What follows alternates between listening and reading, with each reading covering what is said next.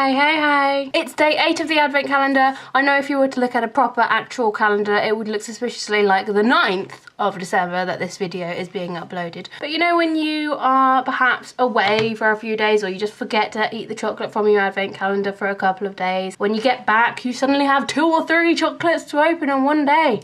And it's amazing. That's clearly why I didn't upload yesterday, because then you have 2 videos to watch today. It definitely wasn't because I was having a mini Christmas day with my friends and ran out of time. Nope.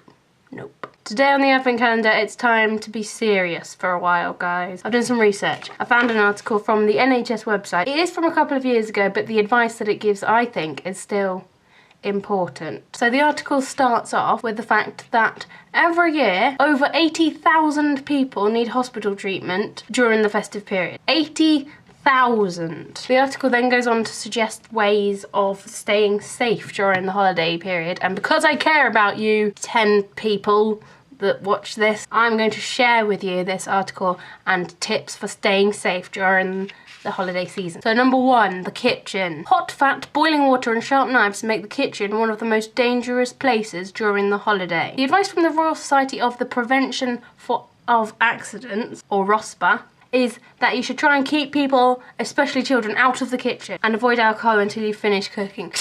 Yeah, like that's gonna happen. Point number 2, stairs. Clutter, alcohol and tiredness make the stairs an accident hotspot during Christmas. It's common to fall down steps or stairs after drinking. No shit. Keep the stairs well lit and free from obstacles, especially if you have guests who could be going up to the bathroom during the night. Everyone out of the kitchen, and if they have to use the stairs, then they should probably just carry a torch with them, even if it's daylight, just to be careful, okay? Number 3, presents. People often cut themselves with knives when they're opening presents too quickly. Just slow down, just calm down, guys, okay? You've avoided the kitchen, you've made sure that you've got a head torch or a torch with you when you're going up and down the stairs. Just calm down with the present. Number 4, beware of your Christmas tree.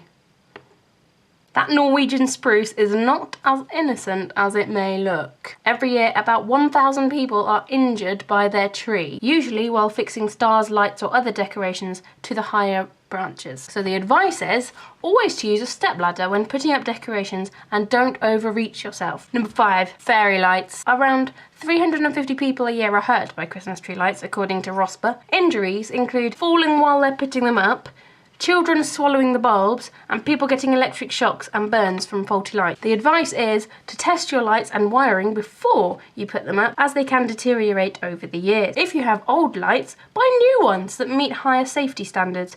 Don't overload sockets, as that's a fire risk. Number 6, decorations. About 1,000 people a year are hurt when decorating their home. Children bite into glass baubles and adults fall while using unstable chairs instead of ladders to put up streamers, or fall out of lofts while looking for decoration. I'm sorry, that's not funny.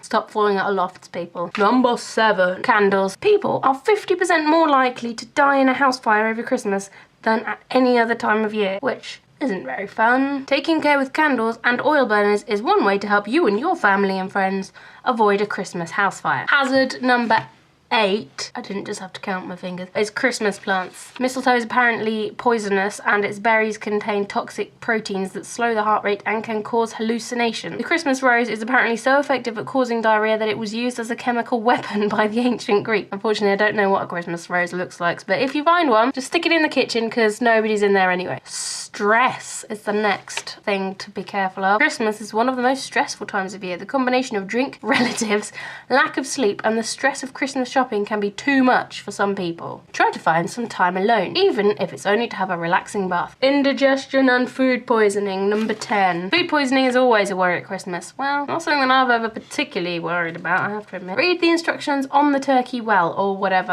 other meat you're having. It takes hours to cook a turkey properly. If you don't, you could contract salmonella poisoning, which can be life-threatening for vulnerable people. And the final thing that you have to be careful of is alcohol. Alcohol can make people relax so much that they don't think about everyday risks. After a party, empty any alcohol out of glasses. Children are likely to drink the remains if they get up early to play with their toys. Really? I don't remember ever thinking as a child, that drinking in that wine glass looks like something that I should be drinking. So in summary, the safest thing to do seems to be just to stay out of the kitchen altogether, avoid stairs, and if you do have to use them, perhaps install some sort of flood lighting system so that you don't fall over. Christmas trees should probably just have a protective cordon around them. In fact, if we put the Christmas tree into the kitchen, that's probably the best bet because nobody's going in there anyway. Don't bother with fairy lights. Gather up all your decorations, your fairy lights, any candles, Christmas plants, any alcohol. Gather that all up, just put it in the kitchen and don't let anyone in the kitchen.